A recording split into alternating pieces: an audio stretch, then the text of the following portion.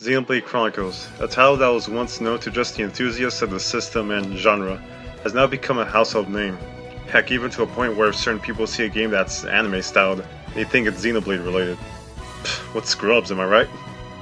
I made a video where I talked about Operation Rainfall, a campaign to get this game as well as Pandora's Tower and The Last Story localized, as well as where those names are today-ish.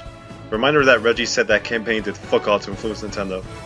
For Xenoblade in particular, I want to give a small recap of its timeline since it undoubtedly was the most lasting of that trilogy. This is definitely more of an in-the-moment kind of topics like my Snake and Smash Bros video, since Xenoblade on Switch was a recent announcement.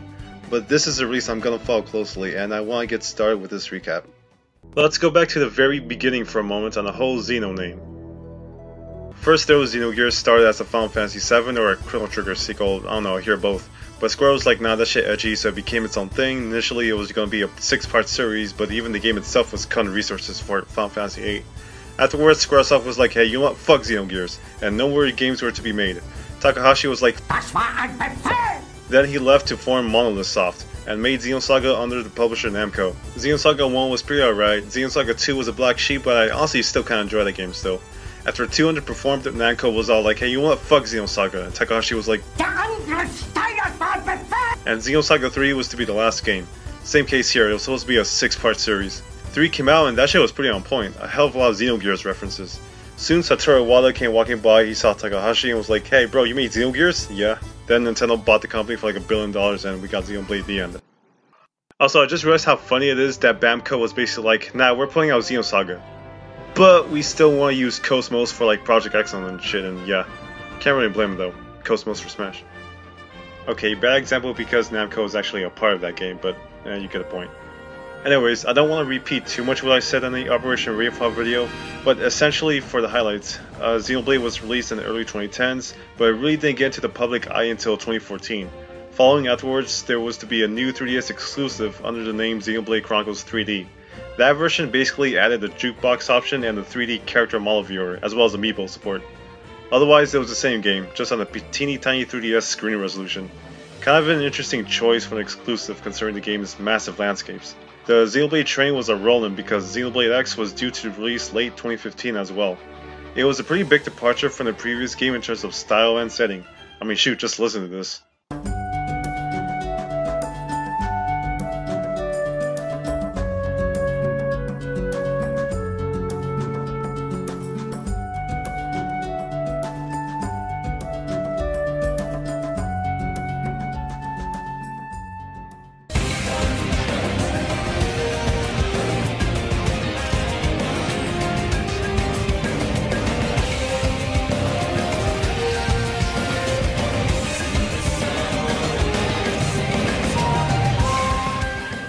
Plus, aside some interesting Xenoblade 1 callbacks, its story seems relatively unrelated to the first one as far as we know. I mean, its backstory is entirely different since it involved aliens. After Xenoblade X, the first game once again showed up as an eShop download for the Wii U Virtual Console. I remember the timing was kinda weird because we just had Xenoblade 3D the year prior, but now we can get the console version at a better price. It was a bit confusing. Eventually we'd be shown Xenoblade Chronicles 2, which seemed way more in line with Xenoblade 1 than X. Despite having a different cast and setting, it was indeed a continuation of the first one. You just had to go through the game to find out how. There's a surprising amount of callbacks to the previous Xeno titles here too, even beyond just having KOS-MOS and Telos. This game was a million seller, so if having representation in Smash was enough, and trust me it kinda was, then 2 certainly put the name of the series out there. Now that leaves us with the 4th release of Xenoblade Chronicles, the definitive edition. I'm not partial to that term, but what are you gonna do? Its announcement is only recent at the time of this video, but what I am expecting is for it to include those features that was in Xenoblade 3D.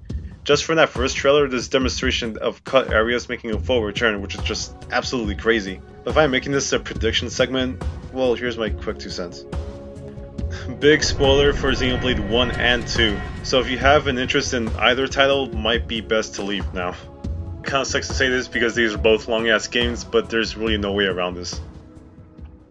So the backstory for both games is exactly the same, with Klaus restarting the universe and creating what would be the Xenoblade 1's dimension with Bionis Mechonis, while Earth would fall into a weird space-time anomaly limbo and eventually become All Rest for Xenoblade 2. Both have cutscenes of that event happening, with one notable difference. aside the choreography of the act actually happening.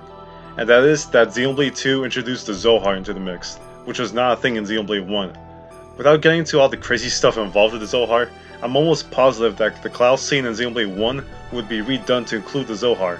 They could basically just reuse that cutscene again from 2 and be done with it, honestly. But if I can speculate on something, I have to wonder if in this remake they're going to expand more on the Zohar's role in the experiment, as well as the events that were surrounding the Beanstalk at the time. After all the details that Xenoblade 2 brought in, I feel it's almost guaranteed that certain aspects of the game's story would be changed or added to accommodate this, whether big or small. I'm gonna say it right now, I'm gonna be incredibly disappointed if that whole Cloud's backstory is left alone and is just shot for shot the remaster of the original, and just ignoring the Zohar and everything else that 2 brought to light. With this kind of opportunity laying itself here, I really can't imagine that be the case, but at minimum I am expecting for these details to be addressed. It'd be amazing if they can expand on it, but just seeing the Zohar in Xenoblade 1 would be fanservice plentiful. And that's gonna do it here. As 2020 comes, details about this HD remake will surface, and I can only hope that at least some of what I speculate here would come to pass by the time I look back on this video. After its release, Xenoblade 1's journey for publicity will finally come to a close, and we'll see what Monolith has in store next for the series. Now, if only I could say the same for Mistwalker and Ganbarian. Head ass. Oh yeah, and also Torna DLC came out. Yeah. Can I get some poutine in here now, please? What do we need to do?